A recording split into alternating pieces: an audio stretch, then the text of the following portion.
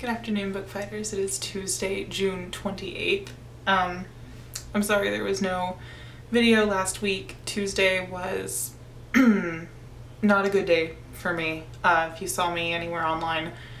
And then I was like barely home this weekend. So sorry there was no video. But I am going to try from today until the end to make sure that I get my videos up on time, because I don't know if you guys realized, but we started this project on the 26th of July last year, so we only have about a month left of this, which is kind of sad if you think about it. So yeah, gonna make sure I give the last little bit of this my all. So yeah. Anyway, the book that I read last week was Howl's Moving Castle by Diana Wynne Jones. And I never read the book. I have seen the Studio Ghibli movie numerous times. And I love the story, and the basic story is similar, but obviously the book is more detailed and the plot is just a little bit different. But overall, and I was like kind of dreading having to pick one. Like I was like, oh, is the book gonna ruin the movie? Am I not gonna like the movie as much? Or am I gonna like the book more than the movie? Am I gonna like the movie more than the book? And that didn't happen. I like them for completely separate reasons, and I like them kind of on fair ground, because they're so close and yet different enough that I feel like I don't have, and both so good in their own ways, that I feel like I don't have to pick which one I like more, which I preferred. So I feel like, I think that's one of the things I really liked about it, was like I didn't feel like I had to choose. I feel like I could like both of them together. They could coexist in my heart.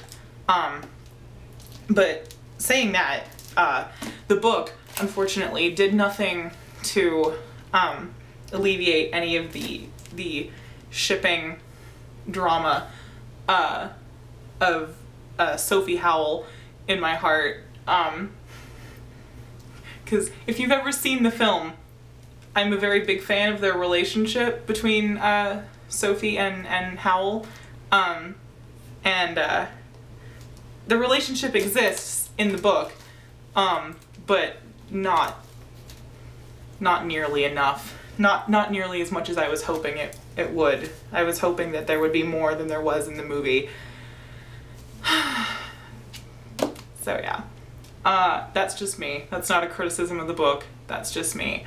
But it was excellent, and it's written as a fairy tale, and it basically is a fairy tale, and had you not told me it wasn't written in, had you not told me that it was written in 1986, I probably could have gone on believing that this is just a retelling of a fairy tale, like just, like a classic fairy tale. It's so believable. It doesn't feel like, oh, they're making it up, and it's so original, and it's great. As a fairy tale fan, completely excellent.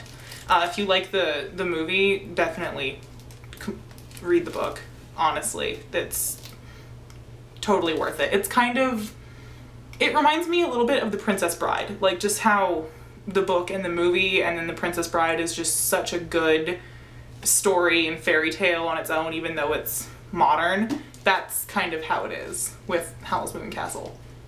So yeah. And then the book that I read last week was How Far Would You Have Gotten If I Hadn't Called You Back, which I swear to God is the longest title ever, by Valerie Hobbs.